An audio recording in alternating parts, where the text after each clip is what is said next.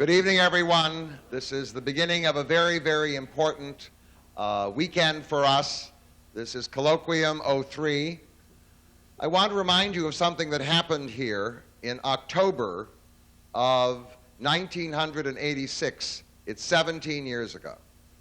17 years ago in this room, people from 11 countries from all over the world came to this very place, to this meeting room, for a very special purpose. The purpose was to create something that had never existed before. It was to bring together secular humanistic Jews from all over the world and to organize something that had never existed before, an international federation. So they came from North America, and they came from England, and they came from France, and they came from Argentina and Uruguay and Israel and from all over. And out of it came the International Federation of Secular Humanistic Jews. And in fact, the first chair of that federation was none other than the speaker of this evening, one of the great leaders of our movement and of secular humanistic Judaism, among other great accomplishments, his name, Yehuda Bauer.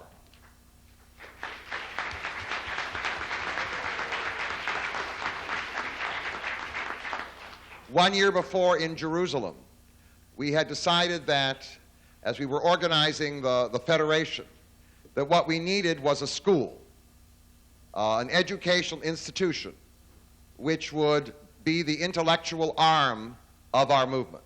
And so in Jerusalem in 1985, there was founded the International Institute for Secular Humanistic Judaism, and its purposes were several.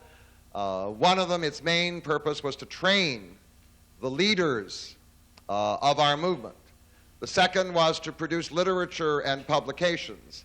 The third was to arrange for educational events for the people in our movement all around North America and the world.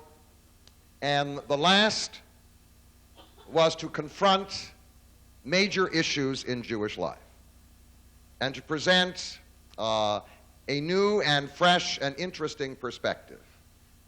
So out of that was born in 1995, and there are people in this room, I recognize.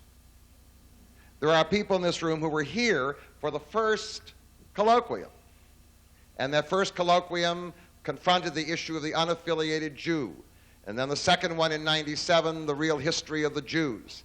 And the third one in 1999, the idea of the transformation of the Jew in modern times.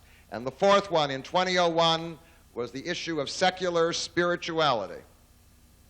And now we are at 2003. And the issue we're confronting is an issue that emerged this week. It was surprising and maybe not so surprising. There's a man called Mahathir Mohamad. You may or may not know him. I don't know him personally. He is the Prime Minister of Malaysia. And he got up in front of a conference of Islamic nations with the major leaders of the Muslim world sitting there. And he said that indeed the enemy of Islam are the Jews, and that the Jews did indeed lose 6 million people in World War II, but they never learned their lesson. And in fact, they are a dominating people who wish to dominate the world. And in fact, the problem that we have with America is that it is under Jewish control. The message, it was the same as that of Henry Ford. Or a more modest version of Adolf. If indeed the Jews are a conspiracy, conspiring to dominate the world, if indeed they are in some way the essence of evil, then one has the right to destroy them. What I found most interesting was this week a Portuguese poet, much honored, made the statement that because of what is now happening in Israel the Jews no longer deserve sympathy for the Holocaust. All Jews? Not just the government of Israel whose policies you don't agree with?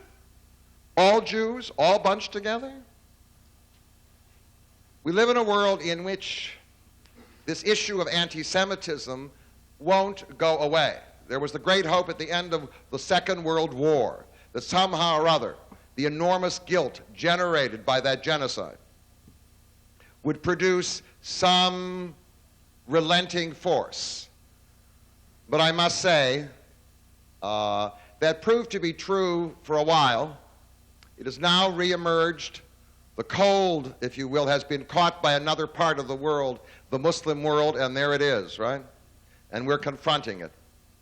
Anti-Semitism is something we're familiar with. In fact, many Jews define themselves in terms of their suffering. One of the things that I learned very early in my life was that Jews, because of all the years of persecution and anti-Semitism, understood suffering. They always knew how to cope with suffering. What they had a problem with was happiness. No. And that sort of leads to the theme of this conference. The story of the Jews after the Second World War, and even before, is not only the story of hate, because there have been dozens of conferences on anti-Semitism. The reality is that starting at the end of the 18th century and the beginning of the 19th century, a revolution took place in Jewish life. There was the Enlightenment, the Emancipation, the revolutions, the whatever. And suddenly Jews discovered they were part of a secular world in which they could experience opportunity and success. Well, in fact, so successful that ultimately they found their way to significant power in the world of the media, in the world of the economy, in the world of politics. Was it love? Well, it certainly wasn't hate. In fact, ultimately what happened in a world of mixing and open society, they met people who were not Jewish, whom they fell in love with and decided to marry. So now we live in this open society, and there's an ironic thing here, and it's one of the themes that hopefully we'll discuss in this whole weekend. Nonviolent anti-Semitism was always a way of preserving Jewish identity, right? If it's nonviolent, then in fact the hatred of the people outside intensified the loyalty of the people inside the group to themselves. But now we have another irony. We keep talking about freedom, openness, love, understanding. Well, in an open society, in a free society, it may be the case that we're so free and so open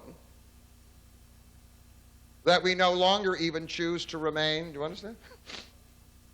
To remain Jewish. That's it.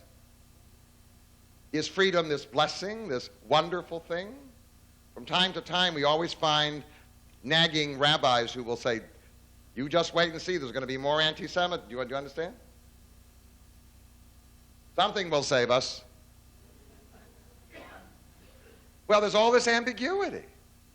And although I've read about a lot of lots of conferences on anti-Semitism, I have never read about a conference which explored both sides. Do you understand? The hate and the love, the two sides, and all the ambiguous responses that they engender within the Jewish and the non-Jewish world. Now, this evening there are many distinguished people here who are present for this colloquium. First of all, I would like to have two people stand who are very important. They are the present co-chairs of our international federation. I would like Felix Posen from England to rise. Would you please? Felix? Great. We are honored to have you. And I would like Yair Tzaban, another co-chair from Israel. Would he rise, please? Thank you.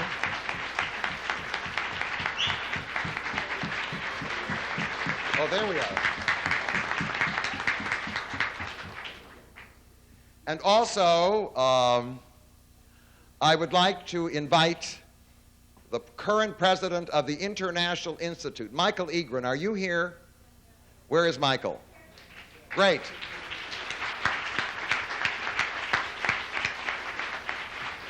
And indeed, the first congregation of humanistic Judaism in the world was here at the Birmingham Temple. So, is Bill Trapp here this evening?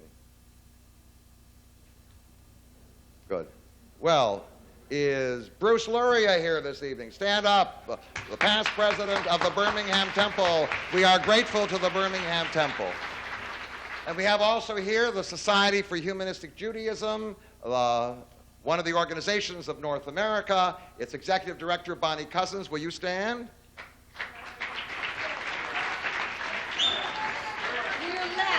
Where's Bonnie? Oh, right. Thank you. And the president, Phil Gould. Will you stand, please? Great.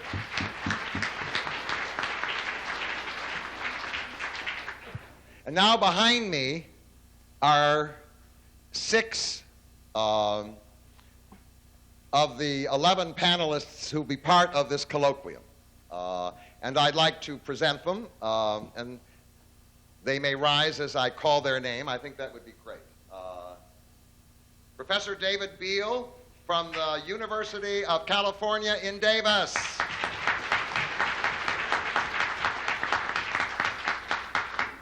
Harry Cook, ideologue extraordinaire, the founder of Rational Christianity. Lynn Davidman from Brown University, who has dared to choose as her subject the benefits of intermarriage. And a well-known figure certainly in this area, the professor of modern Jewish history at the University of Michigan, none other than Todd Endelman.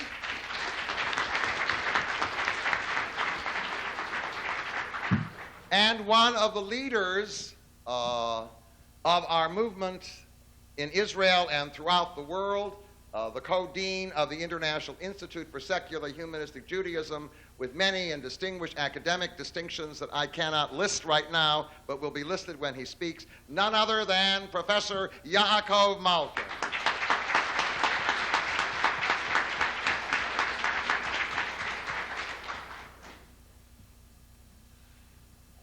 Now, I started out by mentioning Professor Yehuda Bauer, who was the first international president, and we are very fortunate to have him here. I have introduced him on many occasions. He has been a great friend to this congregation, to this movement, to secular humanistic Judaism all over the world. And he's very famous. He is the most famous in my mind, and certainly in the minds of thousands of other people, the most famous Holocaust scholar in the world. And he has written many books. One of them is The History of the Holocaust, and many others. And some of them are on the book table that you'll find in the foyer. He is a distinguished academician.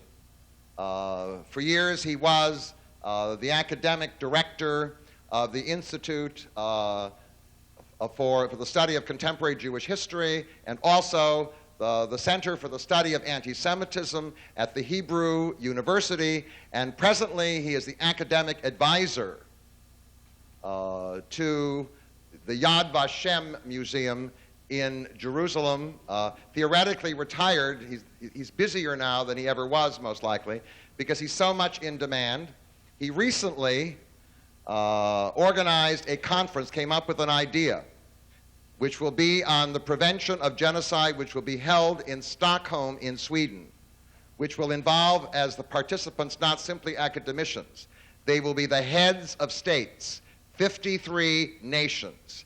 And in fact, he is one of the most admired scholars and thinkers in the world, and I think we are very fortunate that such a man is a leader in our movement. But the other side is, and most important of all, he is an extraordinarily decent human being.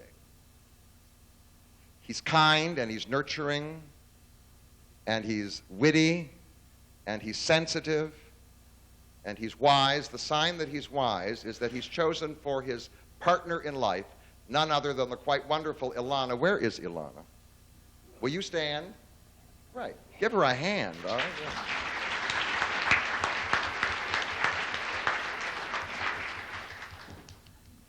And last, he is our friend and our leader, and he is going to introduce this weekend the keynote address on the theme, Jews and Non-Jews, the Love-Hate Relationship, Yehuda Bauer.